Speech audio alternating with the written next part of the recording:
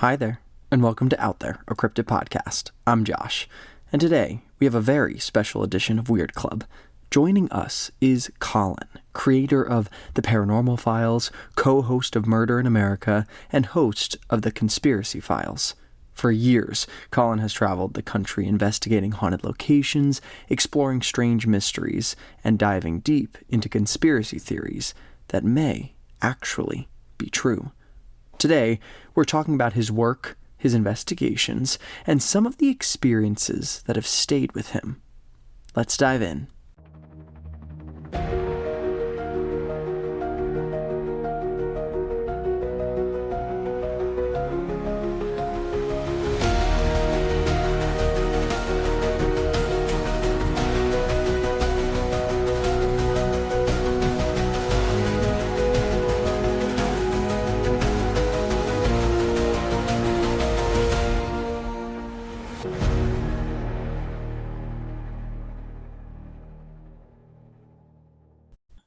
All right, guys, we've got a really special guest today. We've got Colin from shows such as Paranormal Files, Murder in America, Conspiracy Files. The work that you do and your wife and your whole team is so incredible and awesome.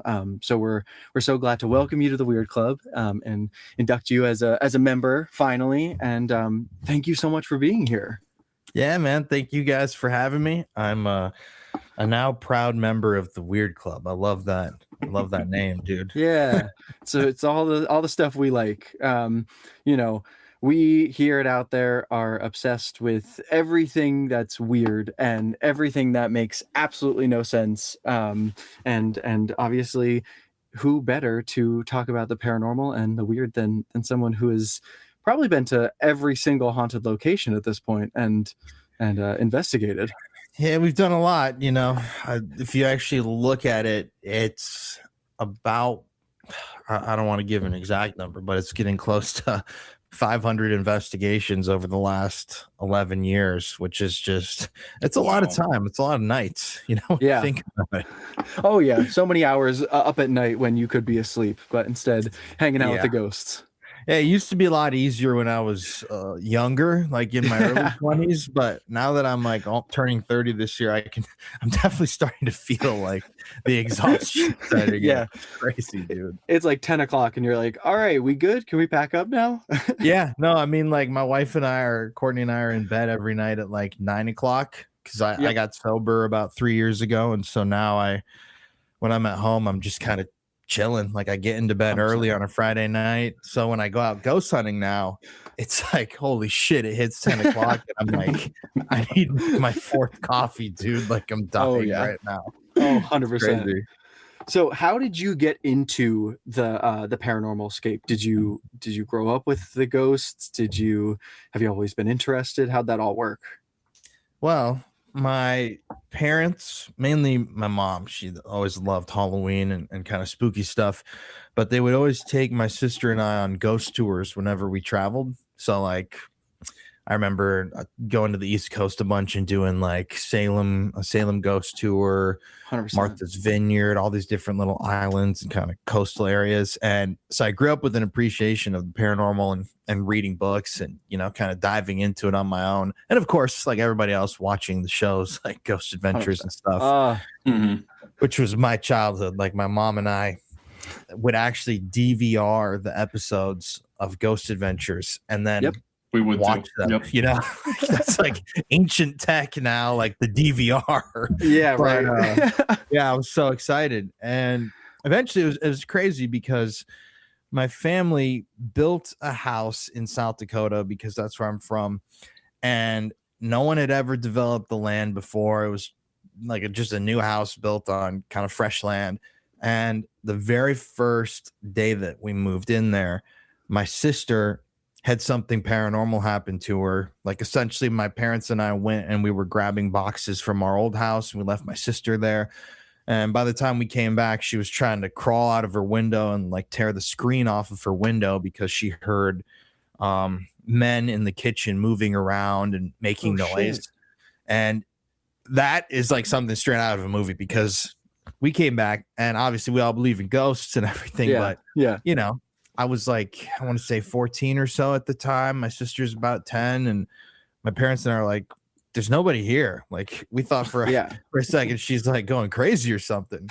And yeah, as we finished the move-in process and then started living there, I had so many really, really terrifying things happen to me that at one point we actually decided as a family we need to have the house cleansed because something was like on us. Yeah. Oh, So we had geez. 3 psychics come in, do this whole cleansing thing. It was crazy, but it didn't work, and it kind of, I believe, pissed off whatever was there. Yeah. And the activity got less frequent, but more like powerful. Like it was really, really Okay, scary when yeah. it happened, to the point where like one night my dad was home alone, and he heard someone run across the kitchen living room area from my bedroom all the way to his door. And he was so freaked. He jumped out of bed, went and got his pistol from his closet, called me, woke me up in the middle of the night because I was in college at the time. And he like told me on the phone, dude, I'm walking through the house with the gun in case anything happens. I just want you to know that there's someone in here. Like it was really Wow. scary. Yeah. And to get that cold call, you know, in the middle of the night when it's down here in Texas was like, what the hell?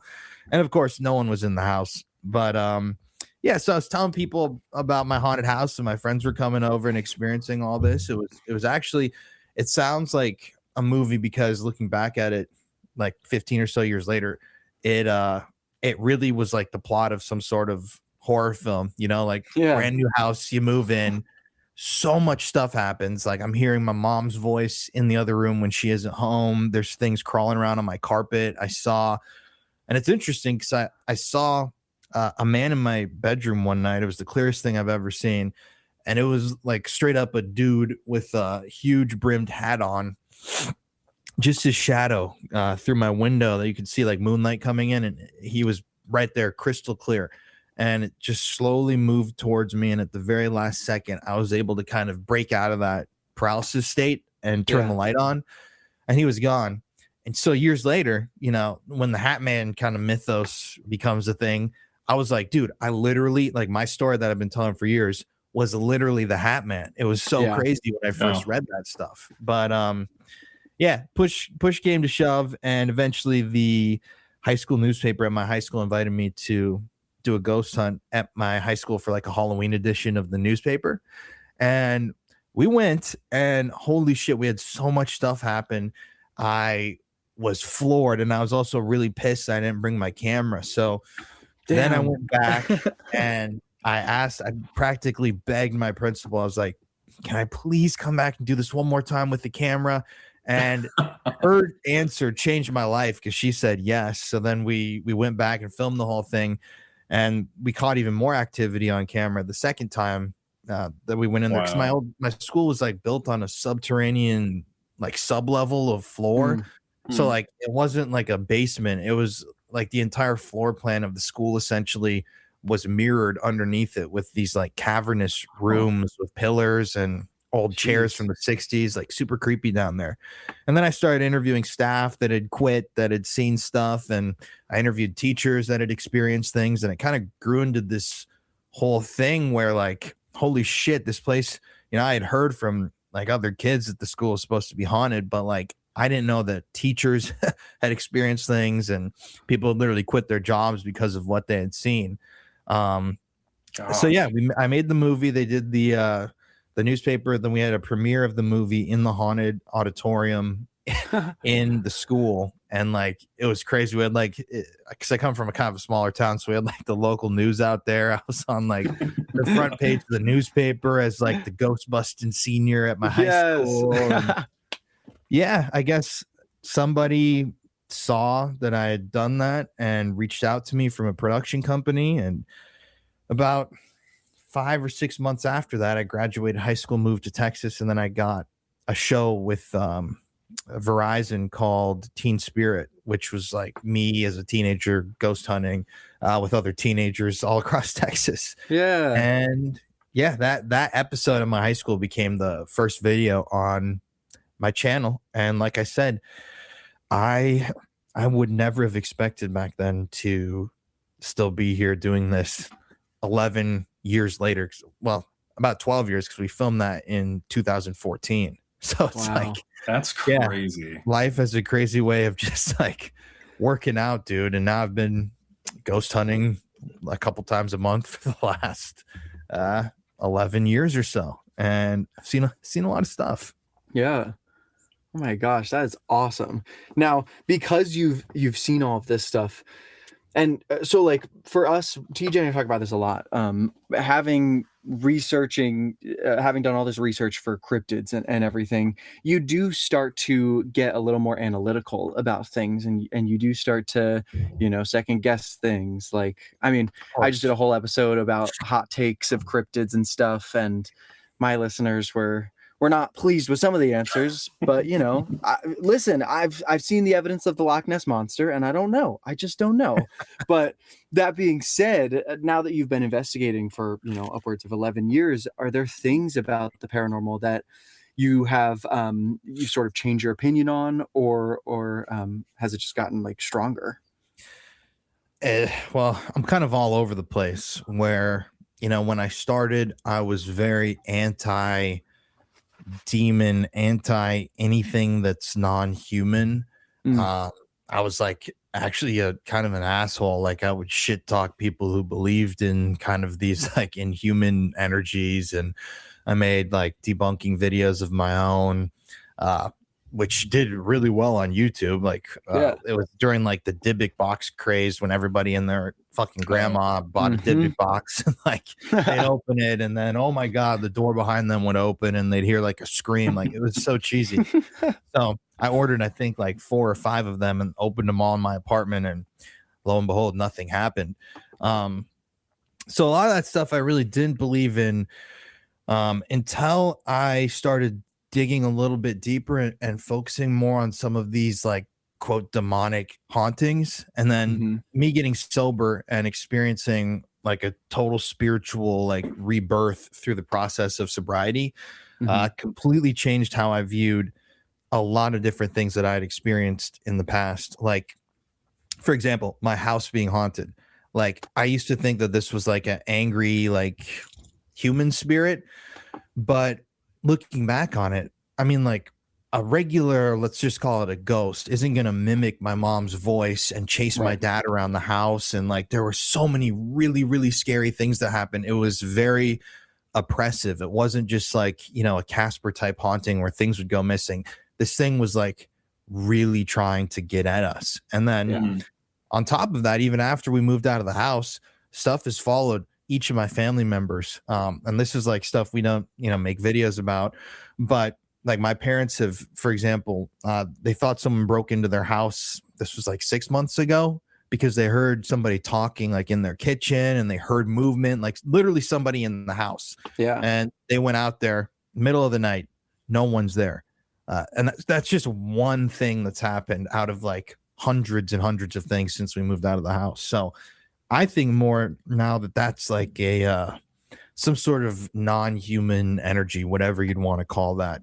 Some people call it demon. I call them demons just because people kind of know the term, even though I don't believe in like traditional demons really. And then, so that changed a lot for me. And also, I don't know how much I necessarily believe in conscious, like human ghosts anymore.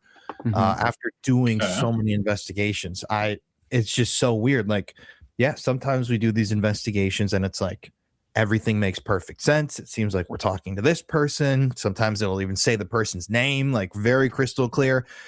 Other times we're getting a lot of responses, and you can see the energy on all the meters, and we've caught anomalies and whatnot, but none of it really makes sense. And looking back at all my work, it's almost more like we're just sitting, hearing the echoes and interpreting that stuff and trying to piece it together into a story of like what this thing's trying to tell us, versus like, me sitting in a chair and a ghost sitting in this chair. What's your name? Mark. How'd you die? Blunt force trauma. It's not like that really. Yeah. And a lot of TV. You lean more towards like residual hauntings aside from like intellectual. Yeah. I'd say most of the stuff is residual, but then that's where my other kind of train of thought comes in, because whenever we have had those intelligent conversations, I'd say a lot of them seem to be angry or negative feeling. Yeah. I mean, I've had shit happen in this house. Like I have a huge collection of haunted objects and just like crazy stuff. And I used to keep it in this room, and I had display cases up in here. And my wife, Courtney, would be here when I travel, and she would hear things moving around up here. We heard things in the attic. One night I got this one object in that's crazy. And she said that in the middle of the night, both of our dogs that were on the bed started growling at the door, like the doorway to the bedroom, just like out of nowhere. She woke up and they were both on all fours, like something was there. And this is the spookiest thing. Then she said, in my sleep, I turned around and said, "Oh, hey, it's the ghost with the horns." And yeah, right. I don't remember saying that at all. Like I was completely dead asleep. Like I sleep talk all the time. And so like, yeah, that was a little freaky. So we moved all the stuff out of the house. It's in a storage unit now. Now this is my like haunted mansion studio. Yes. Oh, nice. It's literally like all haunted mansion themed where I record all my stuff. But yeah, so there's just I'm always hesitant also to offer, my thoughts on the paranormal, like concrete thoughts, because if someone acts like they know what's going on, that's a sign that you should turn around and run the other way, because there are a lot of fucking people in this field that think they know everything, whether it's that everything's legit or everything's fake. And we're all really in it to just find answers for ourselves. Like for me, it's a very personal journey. I'm also type 1 diabetic, so when I was younger, I grappled with like, dude, I'm gonna die like way earlier than most people, and that has always freaked me out. So that was another major reason why I wanted to get into this field. And I feel like I've gotten some of the answers, but Yeah. at times I'm also like, Jesus, I'm like more confused now than when I started. 100%. Crazy. Yeah, I feel like because we cover a good amount of paranormal cases, and a lot of them, like we just did a 2-parter on the Tower of London, for instance. Nice. And you look at something like that, a place that has so much not only history but so much tragic history, that you can't help but think like there's no way that walls and the atmosphere isn't soaking up the harrowing experiences that are happening, Right. and the energy of these people sitting there knowing they are going to die, not knowing when, until they're right there and the axe is about to come down. So of course, how would your energy not be able to stay there and just replay those final moments over and over again? Right. And we've done a lot about the Hat Man.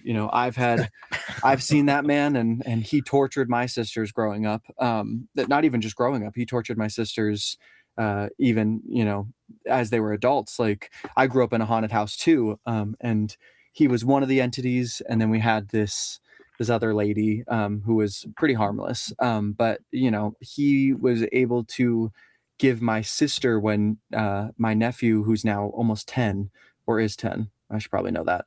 No, he is 10. He's 10. Just turned 10 though, so it's okay, everybody. But he gave her a vision of him when he was 2, like lying dead on the bottom of the stairs at my parents' house.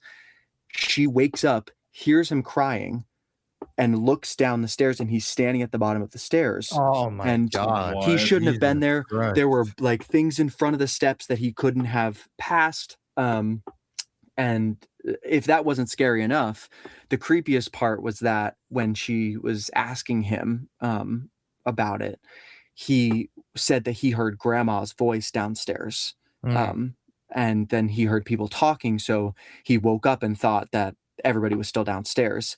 And he said when he got downstairs, he just kept seeing black shadows everywhere. So that's why he screamed. Well, that's not creepy at all. Yeah, right? Like no goosebumps here or whatever. Jesus Christ. But yeah, so the Hat Man is one of those guys that one of those entities I feel is different than any normal spirit. I think that he is some sort of leader, or I don't know what he is, but all I know is that I feel that he feeds off of fear, and he's able to continue his work and continue scaring people because it's whatever, you know, if he's a demon, if he's just some sort of energy force, that's specifically how he survives. You know, it's, but you can't make up the fact that all of us who have never met before, who have very different circumstances, are all like, ah, yeah, the man with the hat. Yeah. Seen him, Yeah, been there, done exactly. that.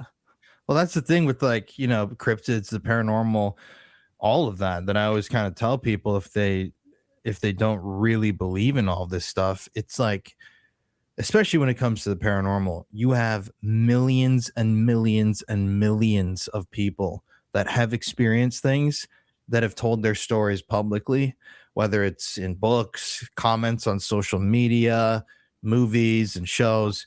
And then you have the millions and millions and millions and probably billions of people throughout history that have had experiences that never told anyone about them. So it's 100%. like, it's ignorant to say that something isn't happening. I think it's also ignorant to say you know what's happening, but you know, it, for people to say that like it's just complete bullshit and none of it's real, that answer has never tracked with me, because it's clearly not. Like the stuff is happening. And with Hatman specifically, man, it's really crazy, because I had that when I was in that haunted house of ours, and then years later when I was in the midst of my alcoholism, like really struggling with drug use, alcohol use, I started to have these experiences again where something was coming to me. And I actually made a video about this years ago. I had these like sleep paralysis moments once again, like I did in high school, except this time there would be like a group of people in the room, and sometimes I would have my eyes open and I would actually see like shadows moving around the room and like the bathroom, and hear voices. And the very last time I had sleep paralysis, which was in 2022, I believe, or 3, I can't remember the year, but it was so frightening. I was in bed with Courtney and just to sleep, and I woke up and it was morning time, so the sun was out, the whole room was lit up, and I could see those shadow people moving around and hear voices. And all of a sudden it felt like Courtney got up out of bed and just like wrapped her fingers around like my side. And I could still feel that feeling. It was like this, and I was sleeping on my side, and it felt like she went like this and pushed me down into the mattress, and I sunk. And like, you know, when you put your hand up to your face, you can feel your hand, like you can feel when you're close to a surface. Something came right up to my face, and it just said right in my ear, "I'm the demon," just like that. And I woke up immediately, except I had already been up screaming, and Courtney was screaming. And I was like, I snapped from that to and I'm looking around, and she was like, what? You've been screaming for like 20 seconds. And I was like, I don't, what the, like, it was so crazy. God. And to me, that was like one of those things that showed me for sure, like, there's something out there that I don't understand that is definitely malignant. You know, it's not, it's just not a friendly energy, but it's conscious. And that's, I'm always more intrigued in the dark stuff because it's more powerful. And I also have done a lot of deep dives into the occult and worked with a number of people that are like really enmeshed and immersed in that world. And I totally believe in all that stuff, like magic, witchcraft, like, dude, energy work. Like, I've seen some crazy shit and heard some crazy stories. It's legit. Like, you know, whether you want to believe in it or not, that doesn't matter. It's very real. Yeah, that's crazy. I mean, you did say that you had some experience with cryptids, and I mean, I would love to hear what. Dude, those I've were. had a bunch. So I can go kind of rapid fire on a couple of them. I did a video on the Falk monster in Arkansas, like back in 2018, and we went out there to the swamp. Middle of winter, it was really late at night. You know, it's very creepy out there, super tall trees, pitch black. We went by one of the locations where the monster had been seen, and then we just drove into the kind of swamp area where the monster is supposed to be. And I caught on camera when I was back there, almost like screaming or vocalizations echoing from the swamp. And the guy I was with, his name's Dan Bell. He's on YouTube. He's done some cryptid stuff, and he's like the most hardcore skeptic you can imagine. Like, really doesn't even believe in ghosts or anything. But we were friends, and he was terrified by what we were hearing. So to see a guy who's like a really hardcore skeptic start to shake and get scared was, for me, freaky. And I've never been able to explain the noises. It was like this weird, like fucking echoing from just the swamp, dude. Like, you're looking at the fucking trees and it's pitch black and it just goes on and on. Like, God, that was creepy. Then we went to the Freetown State Forest in Massachusetts, and tons of stories about that place. Pukwudgies, you know, Bigfoot, Ronald Reagan seeing a UFO. And we were walking in the middle of the day to go to the kind of like cliffs where Ronald Reagan saw the UFO. It's a famous part of the forest. And we heard a vocalization that was similar to that one, but it sounded very metallic. It like cut through the air. I wasn't filming, but it was so bizarre sounding. Like, it was unlike anything any of us had ever heard. I was with my parents and my sister and my girlfriend at the time. And we all just stopped and looked at each other like, what the hell was that? You know, it was like, I've never heard something like it. It was like that. And it just echoed once again through the woods, which was creepy. So then we just a little, doing an investigation there. I hiked actually way back to that rock area a few years ago. So funny. My buddy Tyler took us out there and we were doing a different video. This was in 2024. And I don't know if you're familiar with that area, but this rock is like 45 minutes into the woods. Like, you got to hike like through rough terrain. And so we finally got there, and dude, I'm not kidding. We get up to the top of the rock, and this was in my video because it's so crazy. We get all the way up there and we get our shit out, and like, I'm not even kidding, like 15 seconds after we started recording, all of a sudden I feel a raindrop, and I'm like, oh my God, is it about to rain? And Tyler had told us earlier that day that we had clear skies, and we looked at the report on the phone, and it was like 100% thunderstorm starting now. And we were like, yo, what the fuck? We were like cracking up laughing, like, what the hell, man?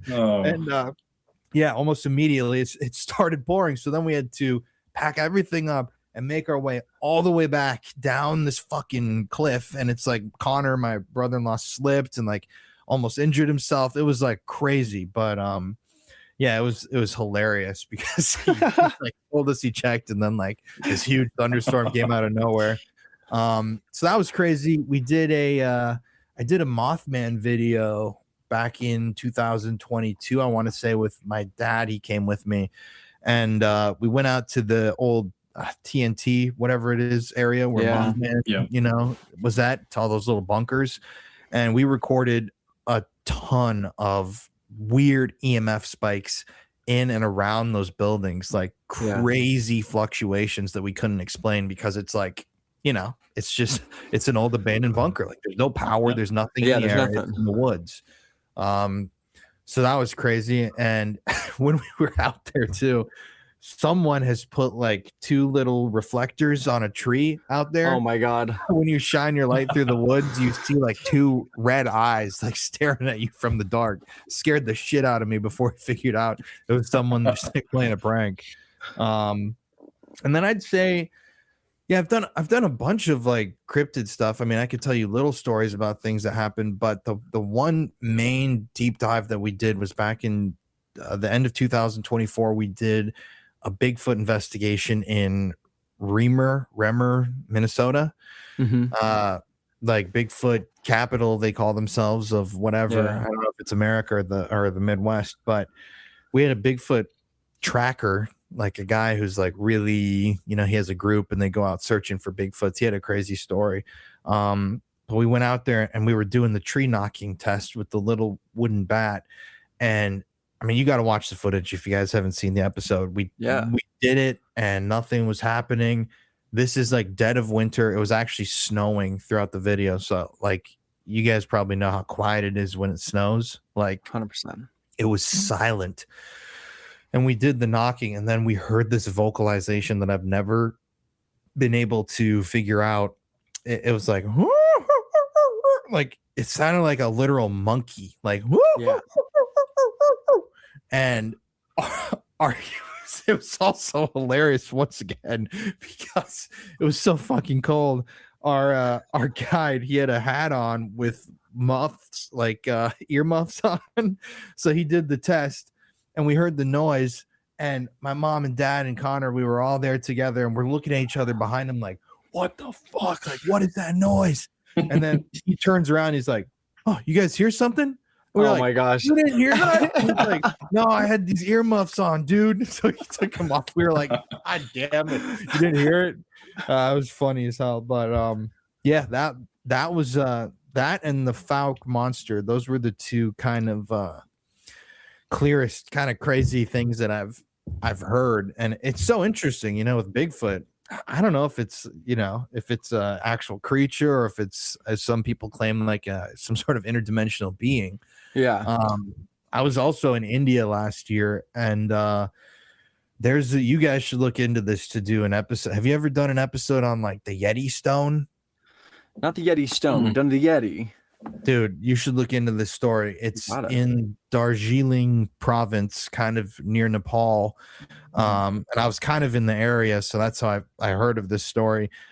There's like a stone out there in the woods that is like highly revered, and apparently it was like a stone that was placed there by humans and a Yeti who were like making a deal that this is like the boundary, so beyond this is like the Yeti's woods.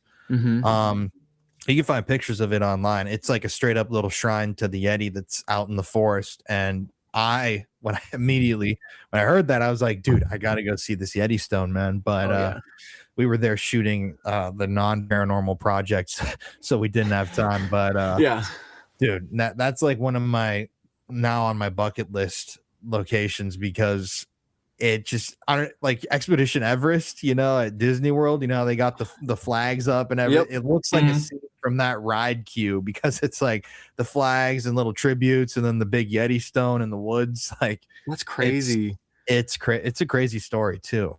Talking about like a war between, I believe, Yetis and humans or something. I can't remember the intricacies of the story, but yeah, dude. So I haven't really dug into cryptids as much as I would like to have, but this year I've done a number of UFO investigations that I haven't aired yet, because that's where my interests kind of are nowadays. It's like UAPs, energy, whatever the hell that is. And we saw some crazy shit, dude. We saw some insane shit just a few months ago in New Mexico and California.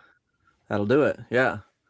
Yeah, those are the areas, man. Yeah, the only UFO I've ever seen was in downtown San Diego when I lived there, and really, my partner at the time, who was, I mean, I am always with someone who's a skeptic apparently, but my partner at that time was very much of a skeptic. And I was out with my dog Penny, and for her last potty, like, nothing new. The crazy thing about San Diego is that the downtown area has a noise ordinance for the airplanes. So they stopped flying at like 11 p.m., I think, or maybe midnight. So from that point on, until like the morning, the skies are like crystal clear. There's nothing up there. And I was out taking her to the bathroom, and I looked up, and it was like a couple lights just like in a row, and I was like, oh, I guess that's weird. I've never seen, like, I thought Orion's belt only had 3, I was like, but my brain is just like, okay, yeah, well, cool, new stars, all right, anyway. And I just happened to be like looking back at it, and there were more stars on the other side of it, and I was like, what the fuck? And then I don't know if my mind was playing tricks on me, but it looked like it was like a light would disappear on this side and another light would appear on this side, and it just kept going like a circle. And and it's very possible that it was a satellite or something like that. But I pulled my partner out, and he was even like, okay, wait, what the fuck is that? And I was like, aha, I fucking got you. I knew it. See, UFOs are real. Stop that. It's a good I feeling. need to start experiencing some stuff. Y'all got all these cool experiences, and I'm like, I saw it, like a hand reach through a closed window one time, and that's about the spookiest thing. I mean, that's pretty fucking spooky. Yeah, what the fuck? That's crazy. I see that. Yeah, I was in a little shed at my family's. I was just on the computer. I think I was doing podcast work at the time. And I'd heard like my mom or someone outside like walking the dog. So I turned, and there's just one window in that shed. Blind was closed, curtains were covering it, and I just turned, and I just saw this like translucent hand just go straight through and brush the curtain, and then it was gone. I immediately like, opened the door because I thought, okay, maybe the window got up, like maybe my brother came in here, opened the window, messing with me. No, dude, no one was out there. A chill. What the fuck? Yeah, that's I don't like crazy. that. Dude, yeah. I saw a hand actually one time similar to your thing. We were in an abandoned asylum on the East Coast. This was also back in 24. And I don't know if I actually saw it or not. It's one of those things where, you know, it's a dark building. But I'm like 99% sure when I pan my light at one of these pillars that was down this hallway, I swear to God, it freaked me out so bad I jumped and screamed and like decided we should leave the building because I didn't know if someone was in there or not, what I had seen. But it looked like a hand was on the pillar and just went like that and just like disappeared like that, which was like, yeah, there are things that, you know, even for me, I'm like, no, I think I'm good on this, man. Yeah.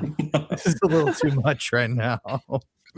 I also have done I don't know if you guys count it as like a cryptid necessarily or a spirit, but I've done a bunch of skinwalker stuff. Oh yeah.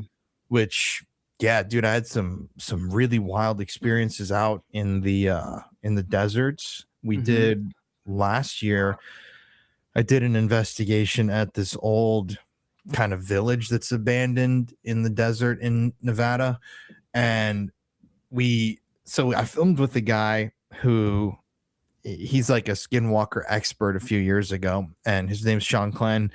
He's a good dude, and he was like telling us about how to kind of get a skinwalker to appear if it's in the area. And basically, you know, one of the main things a lot of people say is to repeat the name of the skinwalker and just call out for it.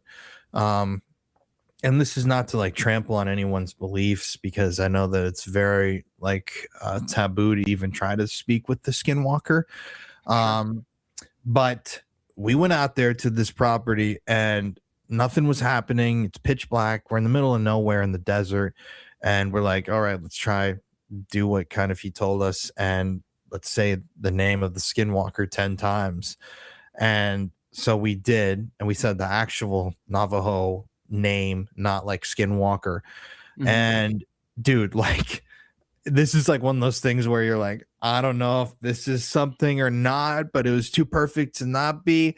We said the name, we sat there in silence, and then like literally 10 or 15 seconds later on camera, this huge, well, what I could think was huge because we could hear it, pack of coyotes just started howling like right next to us. And you could hear it like, oh, and we were like, no fucking way, like freaking out, you know, thinking, did we just actually call one of these things in here, or like what did we just do? And yeah, it's freaky when you know the connotation of, you know, coyotes, especially within skinwalker mythology. Right. So, yeah, and I've done a number of those videos where we've had like weird animal encounters, like a huge owl that was like following us after I did one skinwalker video that just kept going. Like we had to walk up to a cave and then walk down all the way to the car, and the owl just kept following us. Like it was at the top going, hoo-hoo. That's Josh's worst nightmare. Dude, my literal worst fear. The whole way down, all the way to the car. We caught the noise of it going, hoo-hoo. And once again, that owls are tied into skinwalker lore. So yeah. I don't know. To me, a lot of the paranormal is like, and cryptids really, you know, it's more like what I love about it is I love the experiences that aren't like technology driven. Like I've had so many paranormal things that were just like weird, whether they were synchronicities or things that I heard or saw that, you know, you're not going to capture on a camera or on equipment. And to me, that's kind of where like the paranormal lives, is within people's stories and their own personal experiences. Because I could sit here all day and I could fucking film a ghost and have it on camera, waving at the camera saying, "Hey, I'm Phil Baker. I died in 19 whatever." And still people wouldn't believe it. You know, people would just say that it's all fake because either they don't want to believe and they're a little dismal about their views. And so to me, it's like the experiences are where it's at. And you get those experiences, you hear those experiences from people, and dude, you can't not believe once you hear so many of these stories and meet these people. Like, it's very real. So we've talked a lot about what you have experienced, what you have believed. I've run into this problem in my research. Is there a place you've either gone to or researched that is famously haunted, but you like didn't find anything or nothing came in your research? Dude, tons of them. I actually just talked about this in my video I released last night. Back when I started, back in like, because I really started going at this in like 2017, late 2016. All the places that I was visiting back then were like straight up abandoned, untouched, like creepy as fuck. Like in Texas, there was like this huge hospital that, you know, nobody had really done a ghost hunt inside, but we were for some reason allowed in because we knew the right people. And it was like this crumbling monolith of just spookiness out in this small town. Like nobody had been there. All the original shit was still in the building. Like it was so creepy. And I did, there's a famous one in Texas called the Yorktown Memorial Hospital. And I did that. I've done that place, I think 6 times now, and each time I've been, and this is exactly aligning with your point or question, each time I've been back to the Yorktown Hospital, it's been less and less active. Like the first time I was there, I got scratched. Someone else got scratched. We had things like flying across the room, like the craziest shit you can imagine. We were so terrified when we left after filming. Second time, we had a ton of the same kind of stuff happen. But then I came back a few years later, it was very, very quiet. And as I continued coming back, the vibe was just completely gone. And that's because back when I first went, the place was like literally just abandoned. Like somebody owned it. I had to get the old groundskeeper Mike to come out and unlock the place with like a fucking padlock. Like it was crazy. And nowadays, you know, there's I believe a tour group or company that just bought it in San Antonio, and now they do tours all the time. There's tons of people in there. It's cleaned up. It's really put together versus, you know, when it used to be just like a ruin. And that guy actually, Mike, he was crazy, man. He the second time I went, he was like happy to see that I was coming back. And he had me come into his apartment. He lived in this like abandoned department store on the second floor above it, in this whole suite that he had like renovated. He had like a Harley Davidson themed bedroom with like skulls everywhere and shit. He had the whole building to himself. And before we went in, he was like, "You guys want to hit this before you go in?" And he like had like a pipe with like some sort of grayish like floral something. I don't know what the fuck it was. And I was like, "No, I think I'm good, man." He's like, "No, I actually make these bongs out of the old pipes from the hospital. Like, let me know if you want one." And I was like, "What?" I'll have to get back to you on that one too. It was crazy. So, yeah, that's that for me is very personal because I saw that location go from being like utterly horrifying to the point where I wouldn't even go in there alone to like, you know, now it's still creepy. And I'm not trying to demean the location, but when you have thousands of people every year going through a place, it's totally different than if you have like 15 or 20. And I've done a ton of locations that were like, "Oh, we're the most haunted asylum on planet Earth." And it's like, you have nothing happen. I've had tons of videos where like literally nothing crazy happens. And then, you know, I've had these videos also where it's like, nothing's going to happen here. This is just a normal location. and we've had like insane shit. So I do think that there's something to like when they have a lot of people going through a place. I feel like that depletes the paranormal battery in a way. Not to say that about people's locations, but it's just my feeling, because I've been very disappointed on a lot of these investigations over the past, where it's like, this place is, I've hyped it up for years in my mind, and then it's like you go there and it's kind of like, yeah, compared 100%. to like the random spot that like somebody just told me about, and I'm like, okay, I'll go check it out, and it's like boom, in your face, crazy. Yeah. And it definitely has to do with the energy. I mean, you have these places that are untouched, so that energy is just sitting in that building, waiting. And when you've got hundreds of tours coming through and people creating their own experiences there, the whole energy of the place completely shifts.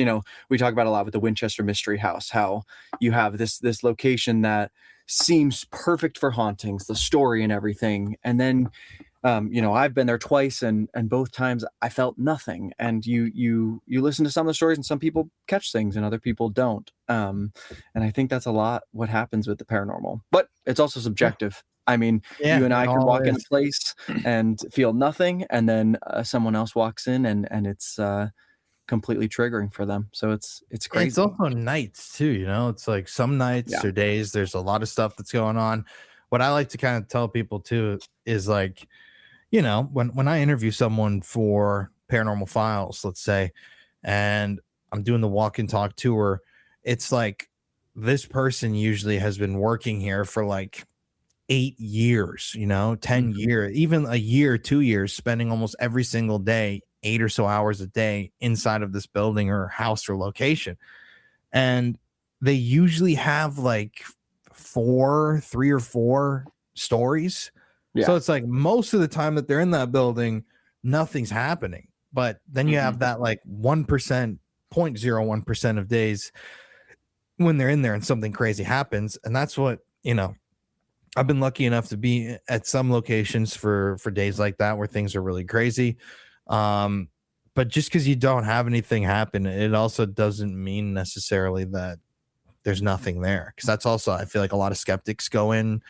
First of all, I think if you're like extremely skeptical and you're making fun of everything that's going on, like you're not going to have anything happen to you. Like you're closed-minded. Like that's a whole core principle of spirituality, and going to the basics of like religion and the occult. Like if you're closed off, nothing's going to come to you. You're not going to see anything or hear anything or feel anything, because you're going into it with that energy that you're putting out there.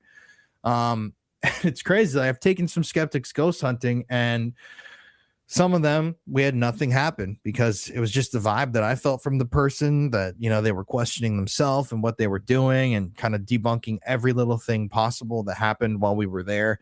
And the vibe just wasn't like good. And I did an episode of a show that I did with the New York Post with a skeptic guy, and they never aired the episode because he was just like kind of standoffish and rude to not only me but to the spirits, and nothing happened. It was really a cringy situation for me.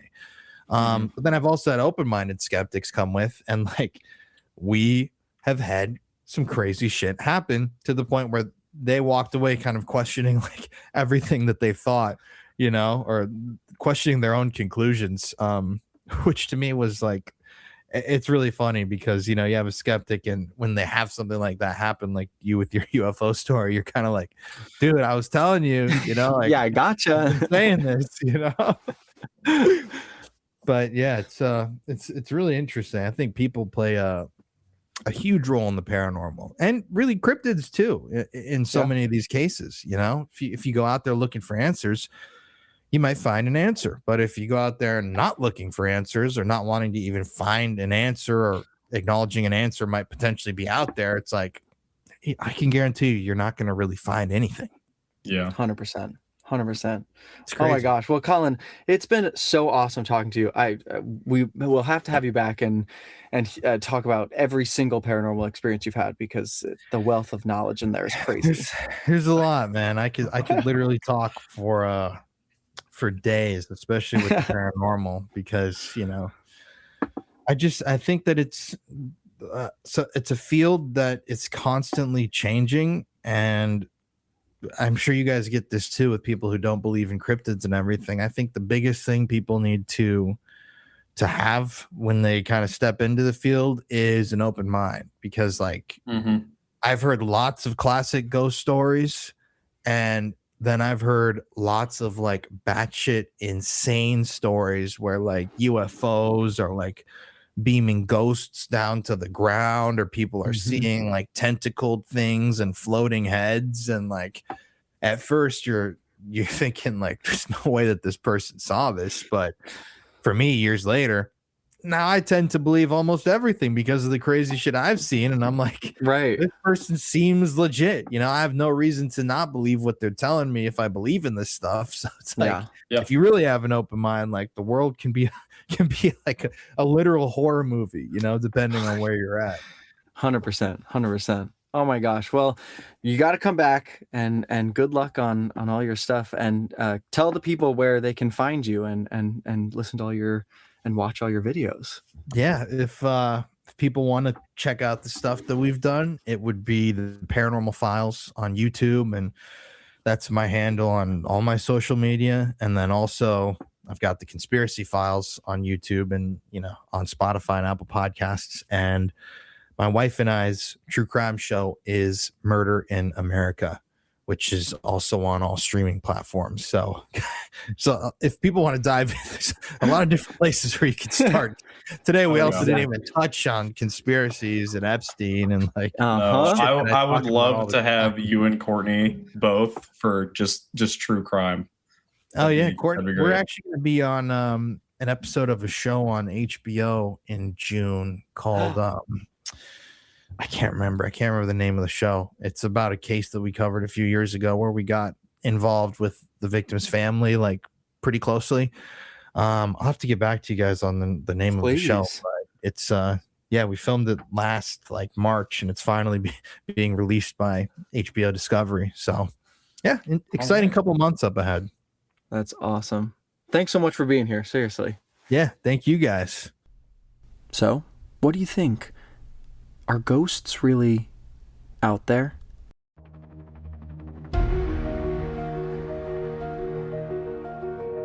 Be sure to follow us on Instagram @OutThereCryptids for episode posts, updates, and more. Join our community on Discord, where we dive even deeper into the mysteries we explore here on the podcast. The link can be found on our Instagram. And if you're loving the show, consider supporting us on Patreon. As a patron, you'll get exclusive perks like bonus episodes, early access, and even surprises. See you next week.